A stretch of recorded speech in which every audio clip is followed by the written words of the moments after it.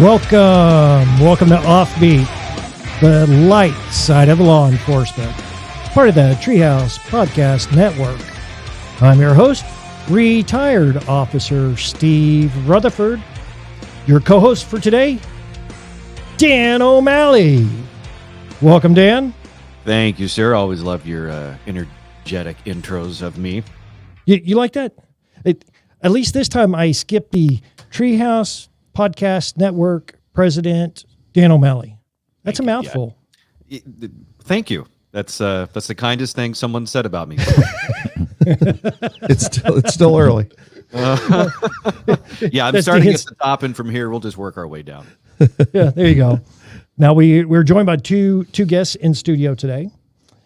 We've got Texas State Representative Frederick Frazier. Yep. And we've also got retired Officer Donny Tarter. Morning or afternoon, whatever it is now, I guess. Yeah, kind of losing track. Close enough. Right. Losing track of time. Now, I do want to start off today with some sad news, if you will. Now, we record the show on Fridays, and you guys hear them on Wednesdays. Well, unfortunately, this morning, we got news that we lost an officer with the Dallas Police Department in the line of duty overnight. That hits us all very hard. It's hard to understand why these things happen. It affects all of us, whether or not you're a current officer, a retired officer, former officer. And we would just like to say that our thoughts and our prayers are with this officer's family, with his department, with his coworkers, and his friends. This is truly a hero, and it's tragic news this morning. Now, Frazier, you are retired from the Dallas Police Department, correct? Yes, sir. 28 years. Okay. Any other agencies or just Dallas? Just Dallas. I worked for 17 years of that. I did. I was TFO with the Special Deputy U.S. Marshals, and so all of that was fugitive work, and we did a lot of child crimes. And when I say child crimes, a lot of the John Walsh Act that came out of our office, where we were tracking individuals who had committed crimes against children, all the way to kidnapping to murder. And so the 17 of those years basically split in half and I've always done groundwork. I've never been an office guy. It's always been something on the ground, either going through doors or getting these guys, getting the worst of the worst off the street, and doing one of those jobs that's most dangerous out there. I still think about, how dangerous that actually was. And I never put it in perspective until you're on the other side of that wall, now looking at what you did for all those years, and thankful that with those thousands of doors I've gone through, that, one of those doors didn't bite. I've had them close to biting, but it, like last night, which I got home about 5:30ish, somewhere around there, after getting the phone call about the officer being ambushed, which it was an ambush, and very unfortunate. Whoever was going to be first there was going to be first to go, and you've got more and more of these happen within 24 hours. Yesterday, we had 4 officers shot over the Metroplex. Princeton officer shot, and you've got 3 officers, one passing away from DPD. And what's remarkable about the service to all these men and women that do this job is that was a 42-year-old rookie who was a math teacher before this job and retired as a teacher, and then took on a second career to service, and then unfortunately paid the ultimate price last night, and 2 others that came after him to be there because it's a 2-man call anyway, because it's an alarm call which the suspect had set off to get them there, and then waited on him and did what he did. But those other 2 survived to try to get him back up as fast as possible. Then the remarkable job that all the officers did chasing this dirtbag down, and then him trying to do what he could do, the most damage he can do to them, and they didn't give him that chance. And they protected the public and everybody and themselves to take this guy down. And that's what law enforcement does every single day that we don't even know about. And most of the public just they just see a squad car and they think they're just doing something. They're doing things that they're doing the Lord's work. And I always said that for years. We're doing the Lord's work because the most of the time folks can't see what we're doing, but we know exactly what's happening 24/7. We just don't know what's going to be on the other side of that door or that position on every single call that we make. Well, and just what you said, the public doesn't necessarily know what law enforcement does, and that's another reason we've got the show here, so we can tell some of the funny stuff that actually happens out there. Believe it or not, police officers are not robots, and we do get to have some fun. We do have some fun here and there. It is a very dangerous job. We're reminded of that almost daily, and we look at the sacrifices Hero made last night. Just tragic. Just tragic. Mm-hmm. Just to give you some perspective of it, that's the 93rd officer killed in Dallas Police Department. And so you add those numbers up through the years since 1881, and that's my 21st officer killed since I got on. Wow. And so that's an unbelievable number. Before that, 14 of those were good friends, and one of the officers shot this morning is a friend and a damn good officer. They're all good officers, but the one when you have that personal touch, you understand what he just went through. Yeah, absolutely. A devastating morning for his family and for his coworkers, the whole agency. Now, Donnie. Yes, sir. You are a retired officer, correct? Newly.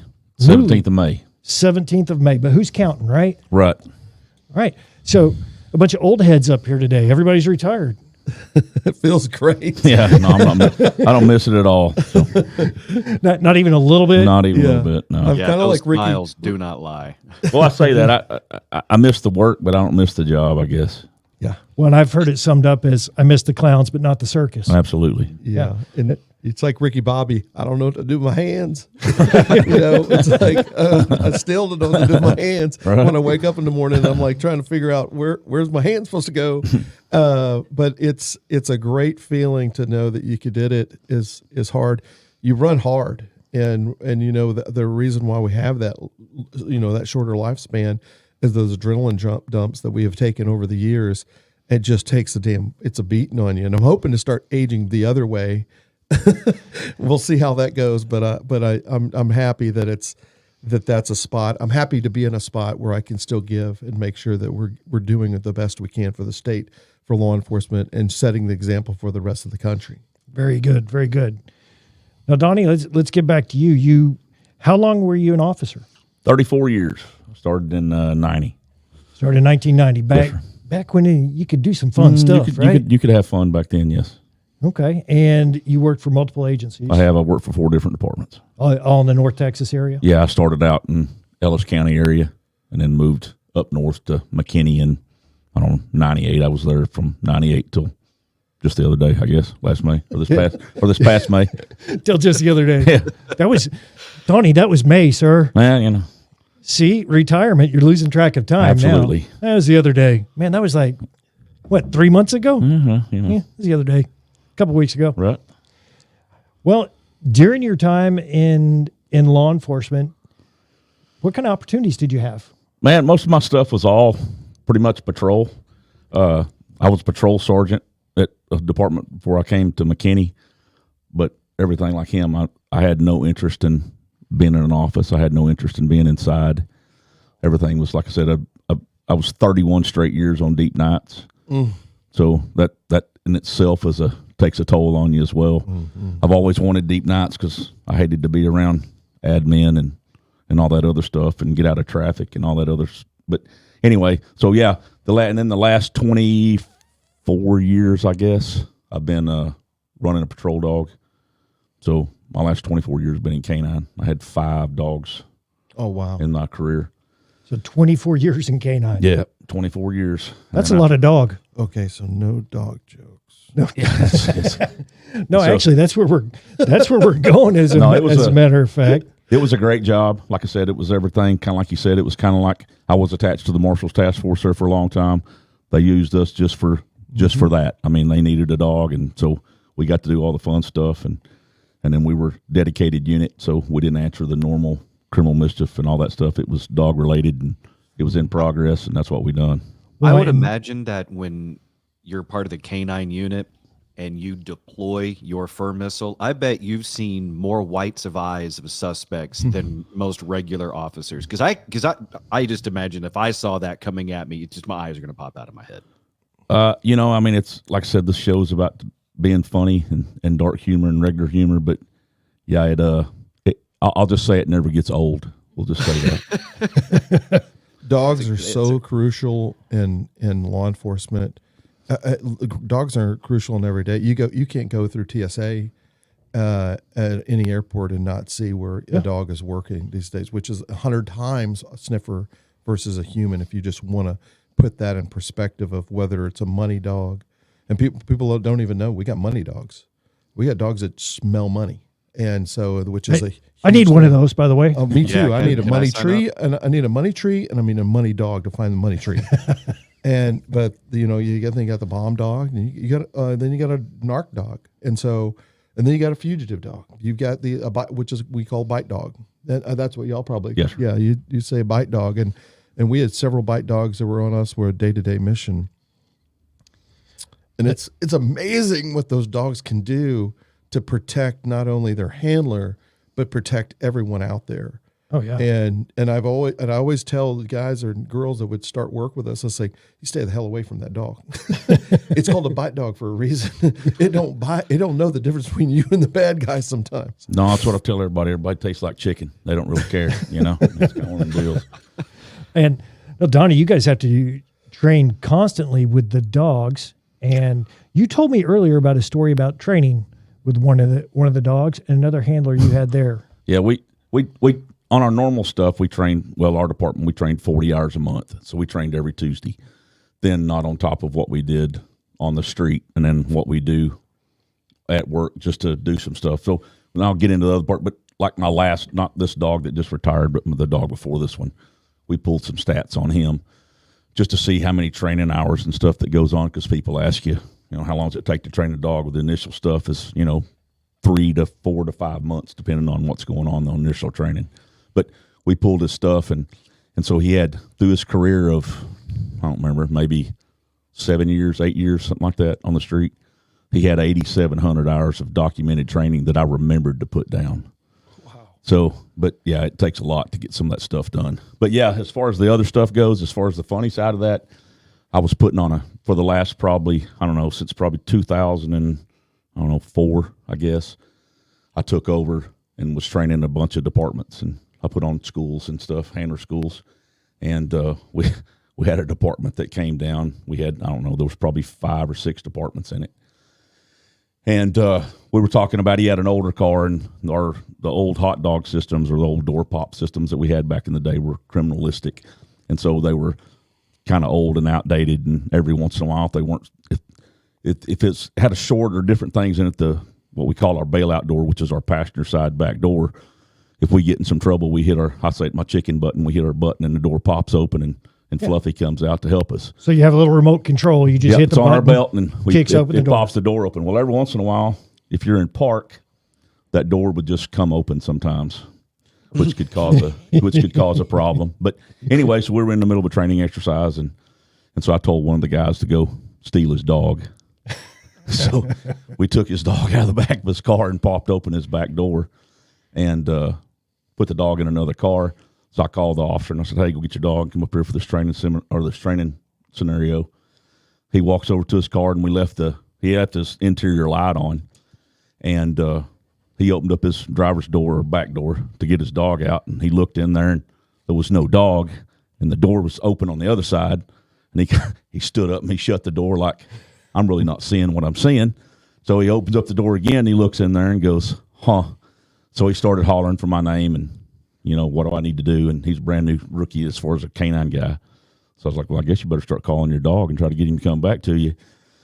So we let it go for probably, 30, 45 minutes of him driving around and trying to find his dog. I was going to keep him overnight and make him tell his chief and all that stuff that he lost his dog. But I was like, man, this cat's liable to run into a bridge or something on the way to the house, So we ended up doing it. But yeah, to this day, he still talks about that, and he's been out of canine for a while, and he retired too and started his own security business, but he still talks about that today on stuff. But yeah, that's greatness right there. but that's that leaves a big pit in your stomach when you lose a $18,000 dog for the city, or the county that you work for. So it's not like I lost my flashlight, chief. I'm sorry. It's like, I lost the department canine. I'm not sure where he's at. Yep. We used to do that with prisoners, switch them in cars, and officers, and they'd go back in there and be like, "Hey, she's gone. He's gone."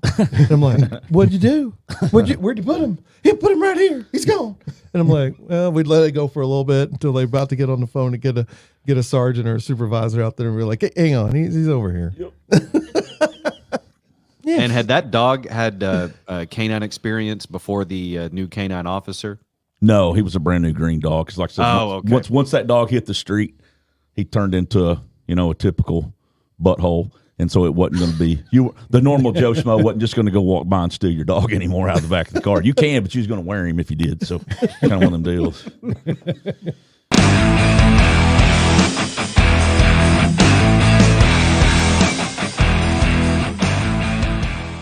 Planning for the future is challenging, and getting where you want to go in life requires strategies built around your unique financial needs. Alexander Financial Management is here to help you reach your goals. As fiduciaries, Alexander Financial Management will pursue the best solutions for you, no exception. While their decades of experience and service are available to everyone, Alexander Financial especially wants to help first responders and their families. The founder is a former police officer, and the executive team includes a retired fire captain and a retired police officer. Their extensive background in public service gives a deep understanding of the public retirement systems of Texas. So for retirement planning, investment strategies, life insurance, and estate planning, Alexander Financial Management has your back, so you can look forward. Get more info at alexfm.com. That's alexfm.com. Investment advisory services offered through Transcend LLC, a registered investment advisor. TE3 and Alexander Financial are not affiliated entities. Insurance products and services are not offered through TE3, but are offered and sold through individually licensed and appointed agents.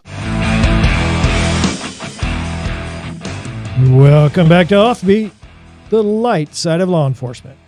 I'm your host, retired officer Steve Rutherford. Co-host for today, Dan O'Malley. Hello. That didn't have as much enthusiasm, did it? I blame you. Yeah. Your co-host for today, Dan O'Malley. Hey. Wait, that's good.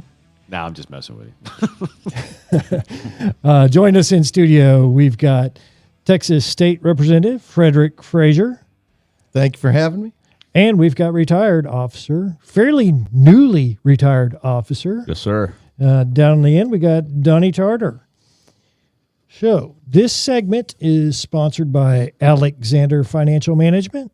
If you have questions about retirement planning, investment strategies, life insurance, or estate planning, check out Alexander Financial Management at alexfm.com. Now, we were talking on the break, and Donnie, you mentioned another canine story that you've got. And again, you said you were a canine officer for how many years? 24. Long time being a dog handler. So go ahead and share the story with our listeners. Yeah, I'm a little bit rough around the edges on some things, and so, but my department was a little reluctant about letting me play with the Citizens Police Academy and things like that anyway. So, but go ahead. Let's elaborate real quick. Citizens Police Academy. Yep, that's where we have citizens from from our city come in, and they go through kind of like a little abbreviated police academy, and learn what each individual unit does in the department, how the department runs. Then we'll go out and put them through some scenarios. We'll put them on maybe some, not really Sims guns, but the airsoft guns, and we'll do building searches and felony stops and the whole shebang with them. So kind of an in-depth look at where their tax dollars are going. Correct. That way they have a little bit of an idea of kind of what we do and what we need to get done on the street. Do you ever make them fill out a day's worth of reports so they really get an appreciation for it? It would have been nice, but no, they didn't get to do the fun part of the job there. So yeah, so you go to Looster at one time, you're like, that ain't worth it. Absolutely. Yeah. All right. So as a So anyway, we have this. I have a class going on, and it's about the canine unit, and I have a PowerPoint that I've had for several years, and it's got just some FLIR video of helicopters on some deployments we've had and catching people and doing things, and there's some bite pictures in there that actually happen on the street, so we can show people kind of what can happen, because like in the uses of force stuff. But anyway, so we've got some pictures of kind of normal dog bites, and then I had some of not so normal dog bites that we try to not do, but they do happen. So at places the dog has bitten folks that you're not supposed to do? Well, yes. So we teach our dogs to bite everywhere other than the crotch and face and neck area. So and head. So we want the dog, if he can get to you, we need him to get to you. We don't need him to look for a specific place to get you. So anyway, I have some pictures. I had, one of a head bite and one of a neck bite from a dog that I had on another guy, and I had one in there with a bit of dude's junk. Oh. So I'm sitting there talking to them about it, and I'm telling them, hey, look, there's some pictures in here that may not be, you may not like, or if it's disturbing to you, then go. And here's what's on the opposite side of that. And I told them about the pecker pick and everything else. So 3 different times I told the people, hey, look, if you don't want to see it, then get up and leave. Well, everybody's like, no, we're grown, do it. So I do. So we go through there, and here's that, and here's that, and then there's the dude's, junk that got bit. And Okay, question. Is this photo, describe this photo to us, Donnie. it was pretty impressive. I mean, if that's what you're wanting, we won't get into other things. I'll just say it's pretty impressive, So in that dog case, bite. it Yeah, may not it's- have been the dog's fault. It may have just, thought it was an extremity. And Yeah, he could have thought it was a tug or something, I guess. It's kind of like the famous pole vaulter, right? It's absolutely. So yeah, it turns out there are disadvantages to, that. correct. Yes. Yeah. Well, in the dog, I've been in a bite suit before and had a dog bite me, and I know whatever you hand out to the dog, he's going to bite. So Correct. Well, this happened to be a guy that was laying in some bushes and didn't want to come out, and that's first thing the dog got a hold of was this tool. I actually think there's an opportunity here to, because like a lot of what the justice system is deterrent, right? You have laws in place to deter people from breaking the law, and you have certain punishments in place to deter people from breaking those specific laws. Like if you do this, then you'll be in prison for X amount of years. I think if you started publicizing that, if Yes. you break the law, it is possible that we will send out, the package dog. How about that? Call it that. Yeah. If you What was break the law, a dog's going to bite your dick, and put that on a poster somewhere. Yeah. That might actually, deter some criminals. Absolutely. the junk dog, Yep. The junk dog. it's a junkyard dog. Absolutely. The junk dog. Donnie, what's this dog's name? That dog was named Bear. Oh, bear with it. Yep. And so, anyway, so I get on there and I show them, and here the picture comes up, and everybody cackles and laughs, and it's all about life choices, and so we go on, and I don't think nothing about it, and I go on my regular days off, and I come back on that following Wednesday, and my deputy chief was like, "Hey, I need to talk to you for a minute." Uh-oh. That's what I said. I was like, "Uh-oh." And so me and him were, pretty tight. We've come through a bunch of stuff together, and he was like, "Hey, you got a complaint by the Citizen Police Academy."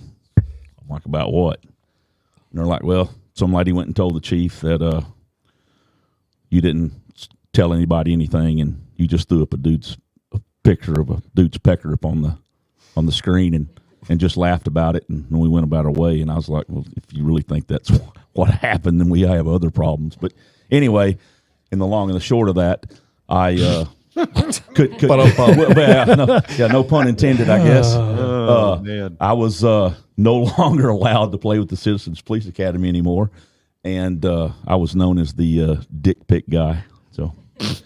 So everybody in the department that knows anything about me always knows that what I stand for on that. So Yeah, we got a senator that we called Dick Pick, but it's not because he had a Citizens Academy picture up. No, we probably don't need to go there. Well, he's not. I'll give it this way: he's not your senator. That's good. That's good to know. Yes. Now, Donnie, how long did you? You said that was your nickname. yes, How long do you have that nickname? till May 17th of 2024. When did you get the nickname? I don't know, probably 18, probably 19, something like that. Okay, So that makes if me we- feel better. I was afraid you got that nickname when Polaroids were still a thing. Oh no. Well, no, yeah, no. So Because that can shows a lot more intention. Absolutely.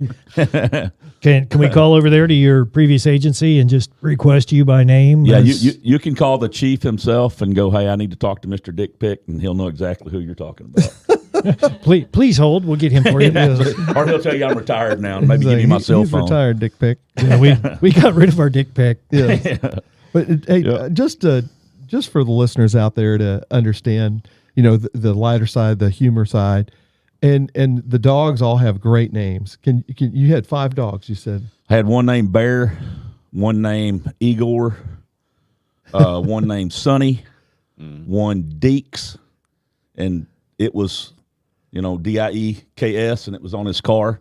So there was a lot of people's like, man, your dog's name's Dix, and I'm like, a lot of the time, yes, his name is Dix and other names, but no, it's Deeks. And then my retired dog that retired with me is, I'm sorry, the other one, Deeks is the one I have now. I'm sorry. Okay. And then the one prior to him was Brooke, and it was a male dog named Brooke, and everybody was like, why'd you give him Brooke? And I'm like, well, that's what he came with, and I really don't care what his name is because he comes back to it. But I'm like, if you want to test his manhood, then jump on out there and get it done. I mean, we'll see who wins. So Yeah, nobody really wanted maybe they named him that just to give him an extra edge.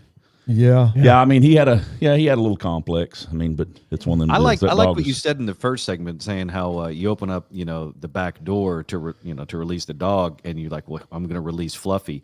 I think that would be a great name for a canine, just because. Well, I mean, you're talking about the sense of humor. It's like you can yell out to a barricaded suspect, "Don't make me send in Fluffy." Right. Well, it's funny because that dog that was Brooke was just such a butthole. I mean, he was just, yeah. That dog was, all he wanted to do was bite somebody. I mean, that's all he wanted to do. Yeah. And he was good at it, and he was a good patrol dog, but he was just off. But I wanted to name him Possum, and they wouldn't let me do it. So I was like, well, all right, we'll just stay with his name then. Oh, I say the next one should be named Karen. No offense to anybody. Oh, man. Absolutely. Yeah. Or Kevin or Keith or whatever it is now for the guy, Kevin or Keith, whatever it is. Keith and Yeah, Todd. the reason I brought up the names is because the dogs' names are usually pretty unusual. Right. And we had Diesel that was with us most of the time, and he had a titanium Fang. Yep. And the dog, Yep. and everybody in the hood knows the dog because he's a jet black monster of a dog with a titanium. He looks like he's got a grill. And he is a bite dog, and he is a monster. And so it's the name for him, Diesel, just fits. So Yep. yeah. Well, and let me see. We okay. So Donnie is now the dick pic guy. Dick Pick Donnie. Yeah, well, Dick pic Donnie. you laugh, I'll send you one. I am already adding you to my spam block. Yes. Yeah. Block. Any kind of No, unknown you're- dog, you better hit block.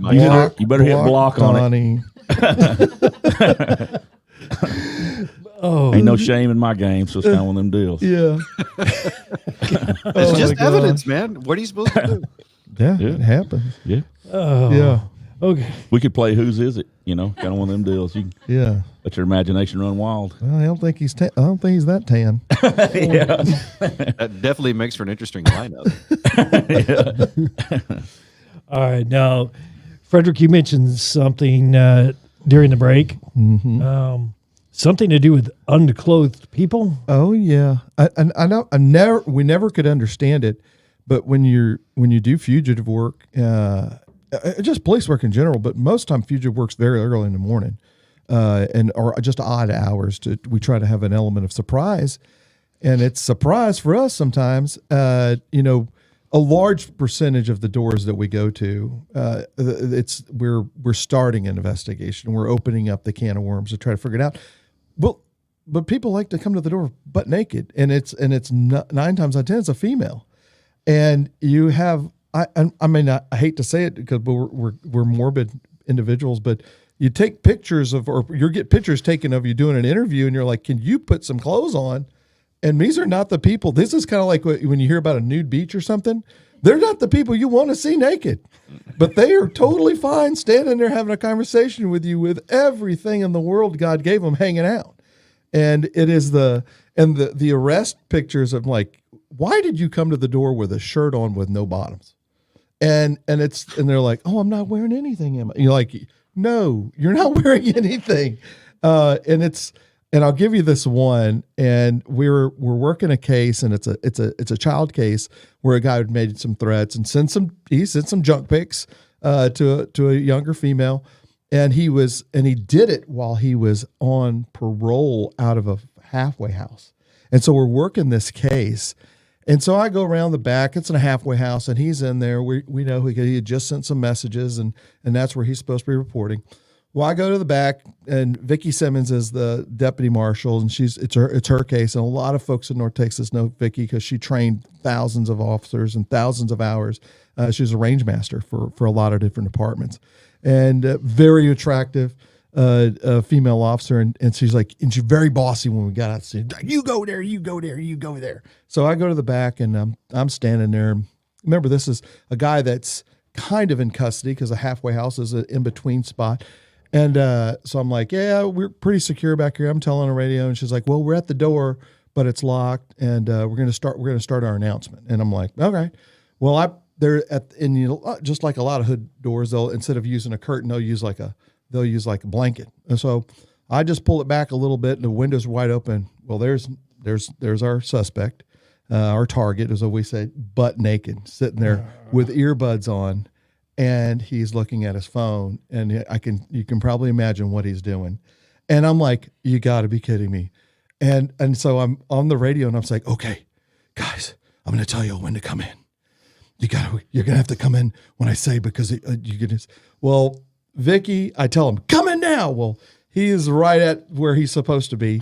And Vicki's like, you son of a bitch. Not at him, at me.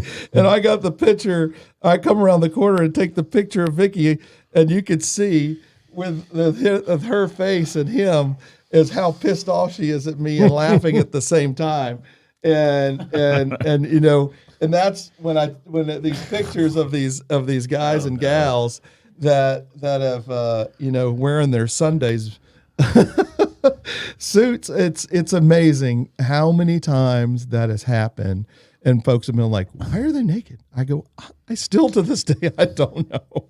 You needed Bear with you. I needed Bear. Yes. You needed Donnie's dog there. Bear would have been a short meal for Bear. I can tell you right now, that was not the pole vaulter or impressive. That was a short order cook. Yeah, no. And so is that like a separate file in your phone? Like it just says work kind of thing. Yeah. No, it's unfortunately there's about 1,000 pictures there, and it just says work, and you get it. And when folks are like, can I just see your work folder? And I'm like, yeah.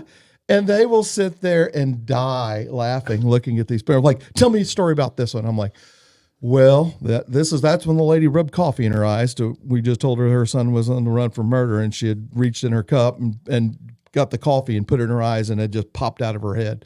And so every picture has a story. And speaking of oppressive, there was a guy I took a picture. I said, we're another fugitive case, and he's got this tattoo on his waistband, but it's going down to his junk. And I said, what does your tattoo say? And I'm like, looking, it says the pussy doctor. and I'm like, oh my gosh, does that work? And he goes, all the time, but probably not girls that you like. He was a Grovite, and I'd never seen a tattoo like that. And I still, to this day, I think it's one of the best tattoos I've ever seen in the hood. So that was like the caption leading to it. Now, did Yes. it have a tattoo on it, and did it look like a thermometer? I can't remember what it was tattooed. According to him, we did not want to inspect that. We didn't even look for a gun. We were just like, we had enough with him. You know, like you said, it's weird what people do. I mean, I got 2 or 3 stories of stuff like that. I mean, it's just. Of course you do. Well, no, bro. I mean, there's one, bro, where I used to work, and we'll go on to something. But this one's funny though.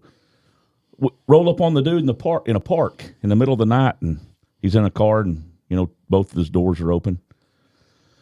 So we sneak up there on him, and he's got 3 or 4 stank mags laying out on the seat of the car. What kind of mags? Stank mags. Stank mags. And so I'm taking that with me today. And so he's covered from every inch of his body, from the tip of his toes to the top of his head, in country crock butter. It's in his ass crack. It's all over him. And you walk up there and you're like, bro, what are we doing? And it's the same deal's like, well, man, it's just my thing. And I was like, well, why don't you and your thing get out so we can go take care of this, This is unfortunately not the first time I've heard of a situation like this. Did this happen in Collin County? No, this was Okay. in Ellis County. All right, because there's a Plano police officer that told me a story similar to this. They responded to a call. Guy was in a park, I believe, and just like you said, I don't know if it was country crock, butter, whatever. Right. He was all greased up and playing rodeo with his shifter.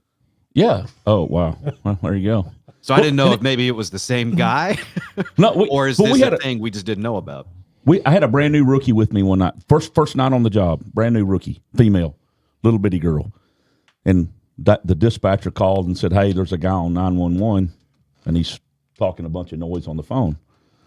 So I called her on the phone. I said, "What's up?" And he was, talking about, doing whatever he wanted to do to her and all that stuff on 911. And so we go park behind the building, and he's, back then we had, the phone, what am I trying to say? The coin phones. Oh yeah. There you go, payphone. And so he's over there, he's got his driver's door up to the payphone, and he's just on there, just talking smack to her and all that stuff. And we look in there, and he's tending the business with a jar of Gojo hand cleaner. and so he's got it all over. He's all slimy from that, and that girl standing there, and I was like, well, reach in there and Take him into custody. jerk his dumb ass out of that truck. And that was her first call and first experience on it. And normally I would have never let her do it, but I was like, well, no, we're gonna. This was in '94, so it's like we're gonna see what you're gonna do now. So just jump on in there and drag him out of there. And yeah, I'm like, seriously, dude. And he's like, well, I didn't think they would catch me. And I'm like, but it's 911, bud. I mean, they're going to kind of give us your location, idiots. But anyway, enough of the Hopefully talk, I guess. hopefully the Gojo was a zero grit. I did not test it. I do not know. So, I mean, Or he's into some really hardcore stuff. yeah. But, yeah, it's funny. Like I said, being a cop, you're like I said, when you're talking about a circus, I mean, you're on the best show in town, and a lot of that stuff. Some of it's good and some of it's bad. Yeah. Yeah, we've said it many times. Front row seat to the best show on earth. Yeah, that's it. There's a lot of cool stuff that most, the normal person would Yeah, never really fathom that really goes on. They're probably better off for not Probably. I mean, that goes on. I've not, I was pretty jaded when I first got in because I just didn't mess with any of that stuff. And then when I finally got into law enforcement, I was like, man, that stuff really does go on. And then after that, it's kind of like, oh, well, it's just another day. You roll on. But speaking of, Those Go ahead. Gojo stories never make the news. No. no, unless you listen to Offbeat, the light side of law enforcement. Yes. All right, guys, let's go on a break. We'll be back in just a minute.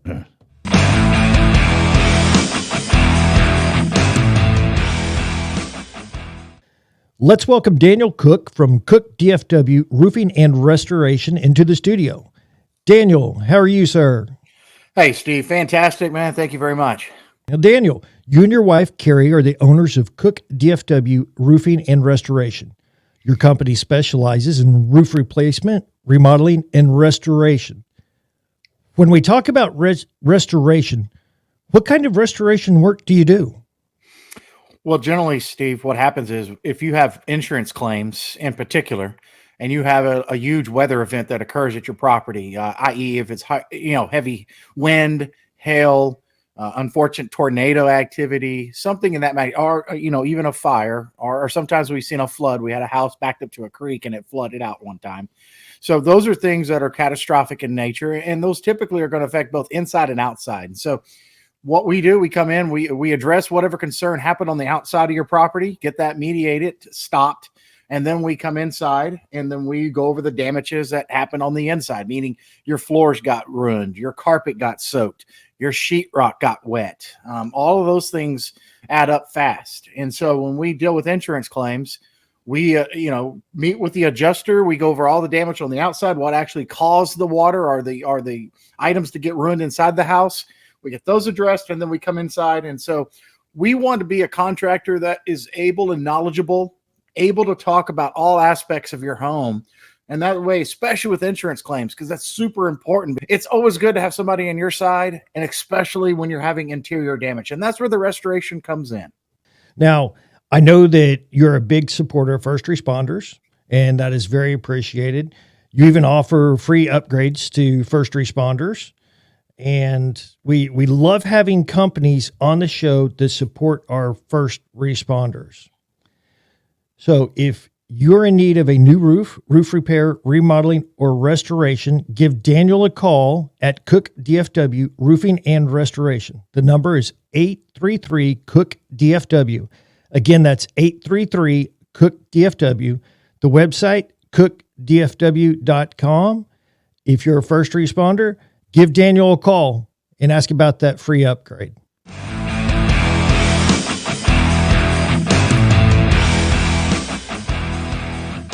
Welcome back to Offbeat, the light side of law enforcement.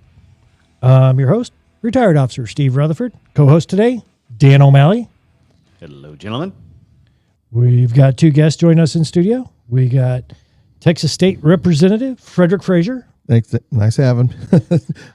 Happy to be here. Yeah, that's good. Happy to be here. That's Yes. go with that one. Yes. And then also joining us in studio, we got retired officer Donny Tarter. Good afternoon. Now, I do want to remind our listeners, check out our website, offbeatcopshow.com. You can subscribe to the email list as well as listen to all episodes there on the website. If you are an officer and you've got a funny story that you'd like to come in studio and tell the listeners, then send us an email, offbeatcopshow@gmail.com. Again, that's offbeatcopshow@gmail.com. Donnie, you told me earlier about a prank that you pulled on a fellow officer. Well, he used to be an officer, and then he retired and then went to work for a construction company. And it was the department where I used to work back in the day. And this was in, like I said, I think it was in 91. So we could get away with a little more stuff back then than we can now as far as pranks go. Absolutely. And so this cat was like super terrified of snakes. And so we knew, that he always carried a pistol with him. And he had a Beretta that he carried all the time. That's what he carried on duty. So we met it to, go ahead. Clarification. So when this actually happened, was he still an officer or he was retired at the time? He was retired and went to be I don't know what you want to call him, a lead man or whatever on that construction crew. But you were still an officer at this time? Still an officer, yes. So he's just meeting up with you guys, and as a retired officer, he's known to carry a gun. Yep. So we meet up every Right. morning, usually at the same place, and eat breakfast. Shoot the bull, talk about what's going on during the day or through the night and all that kind of stuff. So once he come in there and parked his truck, we snuck around the back. And like I said, dude's terrified of snakes. So we snuck around the back, got his truck door open, and had a rubber snake and put it in the front seat of his truck, and tied a piece of fishing line to it. So when he'd open up his door, the snake would come crawling across the seat toward him. That's not right. And so That's not right. That's good. So we all got done eating, and said our goodbyes, and we all kind of hung around inside the store there at the front glass and waited for him to go out. And he opens up the door to his truck, and I'm like, well, here it goes. And he opens up to the door of his truck, and here comes that snake across the seat, and he skins that pistol and gets to whooping on it. He goes to lock back on that pistol, which is 19 rounds in that Beretta. And there's there's dust and stuff skipping off the parking lot because he's done shot through the seat, through the door and everything else. And that pistol goes to lock back, and then he kind of figured out that he'd been had. And he turned around and looked at us and dumped the mag. And I told them couple of them county guys, I was like, we need to get the hell out of here, because when he dumps another bag in there, he's probably fixing to dump it through that glass at us. and so we had some hotel damage that we had to fix, and some ass damage from my chief, and ended up having to fix that dude's door and seat and all that good stuff. But it was worth it. Wait, it's not your fault. He shot at it. Absolutely, he could have just closed the door. He didn't know that was a fake snake. No, he did not know it was a fake snake. No, It's like I didn't know it was a fake gun every time. The whole shooting scenario. It's a fake snake. He shot up his own car. Yep. How is that your fault? I can just imagine that in today's times, though, on doing that kind of stuff. It'd just be terrible. Yeah. Be terrible. So the poor guy shot up the whole inside of his truck. Yeah, there was 19 holes in his driver's door and floorboard and seat. And still skipped a couple of rounds off to a nearby. They all went through his door. That's awesome. Yeah, no, they all. So I'll say they awesome. all. There was the majority of them went through his door. Yeah. Wait, was he a bad shot or something that he felt like he needed to? It's pretty hard to hit a snake. Well, I guess when your adrenaline takes over, I guess you just do what you know how to do, and when it gets to lock back, we know we've spent enough. I guess. I mean, don't get me wrong. I'm not a fan of snakes. They move. They don't have legs. That's weird. But damn, I guess his fear is a little bit higher than mine. Yeah, it happens. Yeah. I will say this: of all the police pranks that have been shared on this show, that's the first one that we've heard, Steve, that resulted in an actual shooting. Yeah. Oh yeah, but like I said, you could do. Well, I mean, even our chief back then. I mean, it was funny. I mean, but he had, but he had to, slap our PP a little bit. I mean, but it is what it is. This is funny, but we have to punish you because just for the principle of it. Oh yeah, no, it was something. It was not that extreme all the time, but it was pretty close. I mean, we were always doing something to each other. Yeah. Did y'all ever have the firemen mess with y'all's weapons if you used the firehouse to go to the bathroom? What? No, because we tried to keep up with that, but we used to take rookies though when they first came there, and we'd go out in the county. We'd, hey, let me see your new pistol. And we'd check. And they'd give us their pistol, and boom, boom, boom. We'd dump 7 or 8 rounds out of it and give them back their pistol. And they're like, dude, what are we doing? I'm like, you don't have any extra rounds? And they're like, no. So we'd get a hold of the shift commander and go, hey, you need to do a weapons inspection tonight on debrief when we go, because we'd had our briefing, and then we'd go back in right at the end of the shift and make sure all the reports are done and turned in, and make sure everything's good. And so then he'd be like, all right, we need to go ahead and do a line inspection right quick, and we'd see right quick what rookie was gonna dime us out and who was gonna take it. And we had 2 or 3, that would just fight to the end and not say nothing. And we had one that, of all people, that, well, he went to the FBI. If anybody's FBI in here, but he goes to the FBI, and he was one of them ones, and he was right, no ifs, ands, or buts. As soon as they said we need to do a line inspection, he was like, him, and him made me shoot my gun. It ain't had nothing to do with me. And I'm like, well, all right. Yeah. We know who to talk around and not now. So. Yeah, the Greenville firehouse was notorious of officers going in there to use the restroom and get their Sam Brown, get that pistol out and put it in the freezer. And then one old boy got in, Steve Brody's, who's a chief now for a reserve unit, been there, I think, 36 years, gets his pistol and goes outside the bathroom and starts firing into the air. And Brody goes out to go get, what the hell's gun? That's his gun. Oh, no. You know what? A fireman with a gun. I'm not sure there's anything more scary than that. Oh, they love messing with police. All right, guys. That's what we got for today's show. Thanks for listening in. Again, if you're an officer, you got a funny story, you want to come on the show and share with our listeners, send us an email, offbeatcopshow@gmail.com. Guys, till next time, stay safe and watch each other six.